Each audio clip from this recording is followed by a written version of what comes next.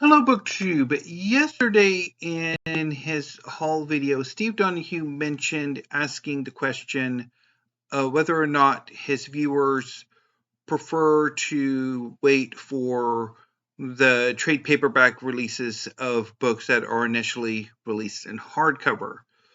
Um, this question or questions like it are fairly common in on like book tags, and I didn't really give the question much thought until um, I was looking at my wish list on Amazon earlier today, and the idea struck me to make a response video about my relationship to hardcovers and whether or not I wait for trade paperbacks. So, over the last few months, I have had a desire, which for the most part has been fended off, to add more classics, canonical, modern, and contemporary fiction, poetry, and drama to my collection. Largely, this has been uh, centered on poetry, which I have added significantly more poetry to my collection in the last few months. And I've also been wanting to add more 20th century American drama, which I haven't quite done as much as I would have liked.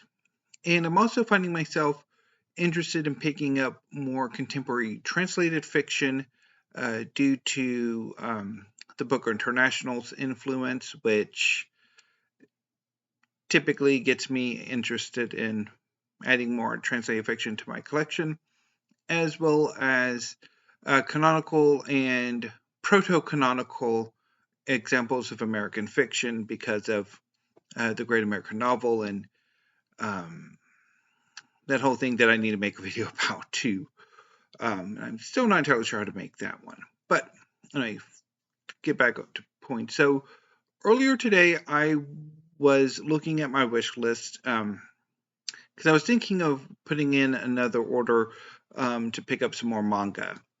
And while I was at it, I decided to randomly check and see if M Son of the Century was still in my wish list. And it was. And I was thinking, I wonder if it's had a paperback release yet. Um, so I checked, and the paperback release of M Son of the Century will be coming out on August 24th. And it struck me that if I ever do finally pick this book up, I'm going to pick up the trade paperback. I'm not going to go ahead and pick up the hardcover. I'll just wait for the trade paperback. And that reminded me of Steve Donahue's comments yesterday or question yesterday. And that got me wanting to make this video where I explore my thoughts on um, buying hardcover releases or waiting for the trade paperbacks to come out. And as I thought about the question and how I buy books and what kinds of books I buy, my answer is that it's chaotic and certainly not consistent. I, when this question has been asked in book tags, my response is that I prefer paperback releases, that I prefer to pick up the paperbacks. But that's not always the case, and I don't always actually follow through on that. So I thought about breaking things down by genre or by section in my collection. So with poetry, I definitely prefer the paperback releases. In fact, I was a bit annoyed with the University of Chicago Press's sale because the only editions of some of the books that I wanted were hardcovers, and I would have preferred the paperbacks. Um, and I also prefer paperback versions of canonical works. I mean, you have the Penguin Classics, the Oxford World Classics, the Norton Critical Editions, and so on and so forth. So really, you could do the paperbacks and be good. When it comes to modern and contemporary literary fiction, again, I do prefer trade paperbacks, and I will largely wait either because I don't really want to spend the money for a hardcover or already have works by that author in trade paperback, so why break that streak? I mean, the aesthetics of it. However, there are times when I have gone ahead and bought the hardcover versions of it, of a book that had just come out. Though I think as far as literary fiction, I think it's maybe only one or two times that I've done that. I'm blanking on the name of it. It was the one I know for sure was by Micah Nemirover. I think his debut I bought the hardcover of. I don't know if I have anything, if I did that with any other literary fiction. I mean, literary fiction, I do tend to prefer to trade weight. Although with science fiction and fantasy, it's bizarre. It is completely bizarre. They're I try to be consistent, but it's not, and I have sometimes perhaps stupidly bought hardcovers when I should have waited. Normally, if I want to be part of the conversation, like if I want the book now, I will go and buy the hardcover rather than wait for the trade paperback. Although sometimes that could get a bit silly. There's it's by Bolio, his second series. It starts with 12 Kings of Sherakai or in Sherakai or something. Like I have the trade paperback of that, and for some reason, the second volume I have the hardcover. And of course, there are certain instances in lately with science fiction and fantasy where, like, the first volume will come out in hardcover, but subsequent volumes come out in trade paperback first, and that bugs me. Although I have not actually bought the second volumes and beyond of those series because the first volumes stank. But anyway, so here it's if it's a fantasy or science fiction work that I'm particularly interested in that I want now, and it's coming out in hardcover first, and I will buy the hardcover before waiting for the trade paperback. Although sometimes I can wait for the trade paperbacks, but it'll usually be the hardcover. And with history, I've noticed a desire for the hardcovers for the initial releases.